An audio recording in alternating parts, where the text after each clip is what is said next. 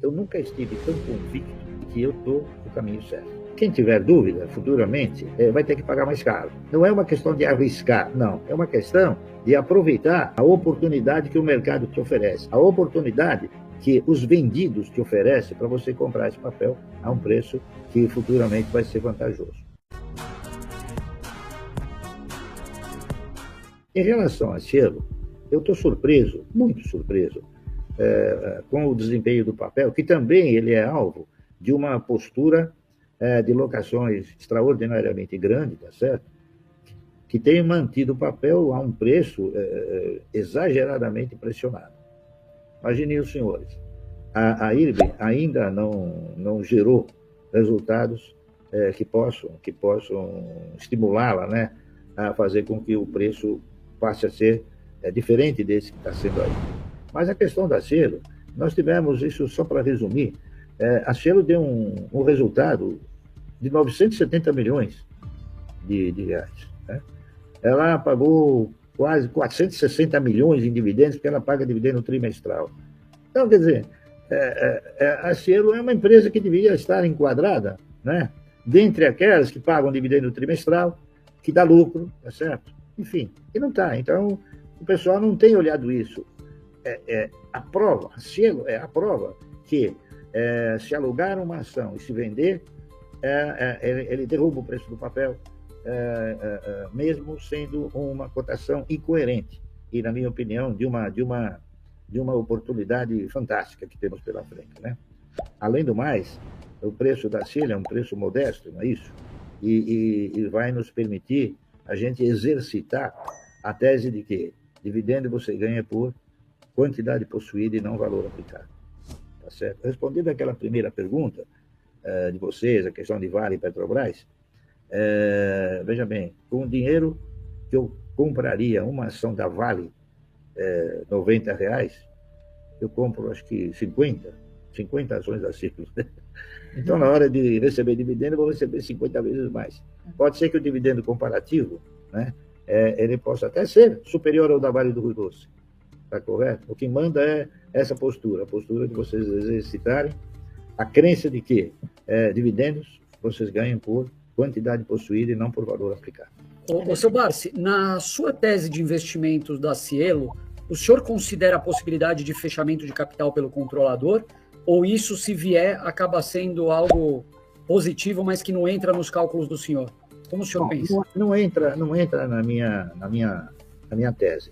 Mas veja bem, se porventura as duas instituições financeiras que controlam a Cielo, que é o Banco do Brasil e o Bradesco, se eles tiverem que fechar o capital, no mínimo, eles vão ter que pagar o valor patrimonial da ação. E o valor patrimonial é 4 e pouquinho, 4 e alguma coisa, né? Então, até que seria vantajoso eles fecharem o capital, tá certo? Porque aí nós teríamos que ser remunerados com, no mínimo, o valor patrimonial.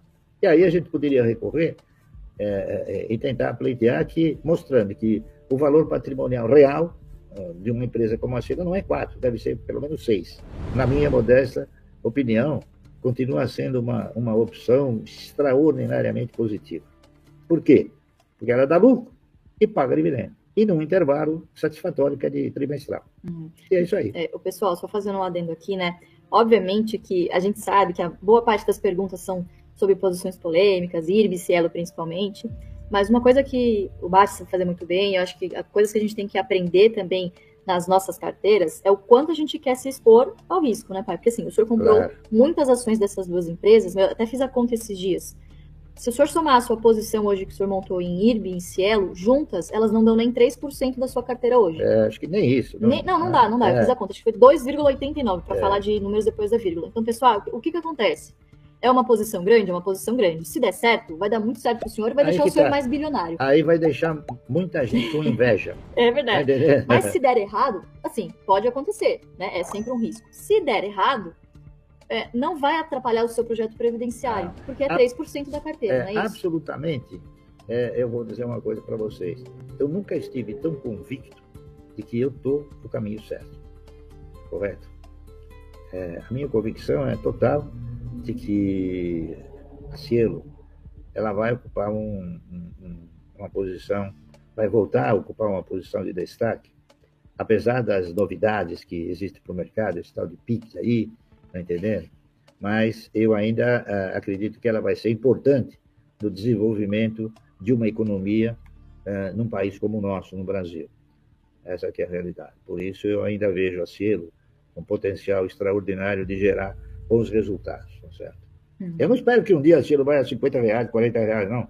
Mas, como já esteve, né? Como já esteve, exatamente. Mas eu acho o seguinte, eu acho que agora, em função do patamar mínimo que ela alcançou, se ela for a R$6, que eu acho, esse é o preço que eu acho que ela deveria ser, o camarada está ganhando 200%, tá certo? Essa que é a realidade, né?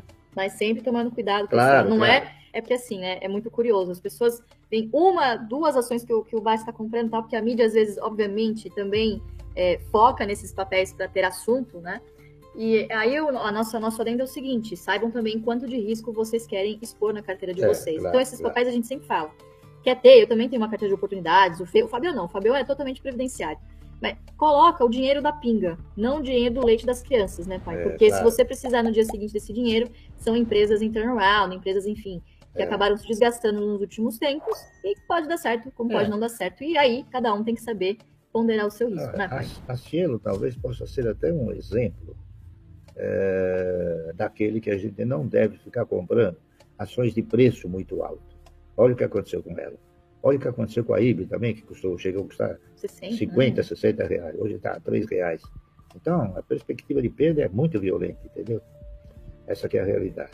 Então, investir nessas ações, quando se interpreta que o preço, ele efetivamente ficou na condição de oportunidade, já é mais fácil. Então, dá para a gente assumir um risco, que é que nem a Luísa disse.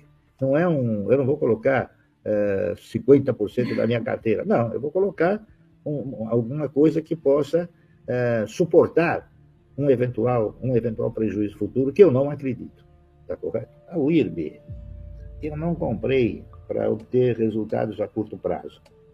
E, lamentavelmente, também, todas as casas de análise que foram projetar o eventual desempenho da IRB, o fizeram com critérios de curto prazo. E a IRB não é uma empresa que tem que ser avaliada com esse critério de curto prazo. Ela tem que ser avaliada com um critério de médio e longo prazo. Então, eu simplesmente fui comprando, avaliando esse critério, certo? E o que vem acontecendo, ou que tem acontecido com as ações do Instituto Brasileiro de Resseguros. Nós temos inúmeros fundos que operam vendidos, não é isso? E pelo fato de operarem vendidos e saberem que os resultados de curto prazo não são os resultados que provavelmente serão conhecidos no futuro, eles estão aproveitando a situação. A IRB, por exemplo, quem vai fazer a pergunta agora sou eu, tá entendendo? Ela chegou a ter 176 milhões de ações locadas e disponibilizadas no mercado. É uma quantidade extremamente poderosa, extremamente grande. E isso foi exercendo uma pressão bastante significativa no papel. É isso. A última compra que eu fiz de IRB, eu comprei a 2,82. Tá certo? 2,82. Eu nunca imaginei que o papel fosse chegar nisso. Mas eu fiquei muito feliz, né? Porque me foi dada a oportunidade de comprar 2,82 e reduzir meu custo médio, porque meu custo médio não é 2,82, é muito superior. Mas eu vejo na IRB, pelo fato dela estar num setor de atividade, onde em grande parte das vezes você paga por um produto que você não vai utilizar, que se assemelha muito ao setor de energia, eu acho que ela vai acabar seguindo a trajetória das demais em termos de resultados, não é isso? Ela vai acabar seguindo uma trajetória não igual, mas pelo menos parecida, com a trajetória de resultado da BB Seguradora, da Caixa Seguradora, da Sul América, tá certo? Da Porto Seguro. Eu não tenho dúvida disso. É uma questão de tempo, é uma questão de ajustar os contratos que exatamente após uma auditoria extremamente minuciosa, apurou-se inúmeras responsabilidades, é isso? Irresponsabilidades, mudaram-se os gestores. Hoje, os gestores que foram contratados, é claro que eles têm perfeito conhecimento que eles têm um desafio bastante grande pela frente.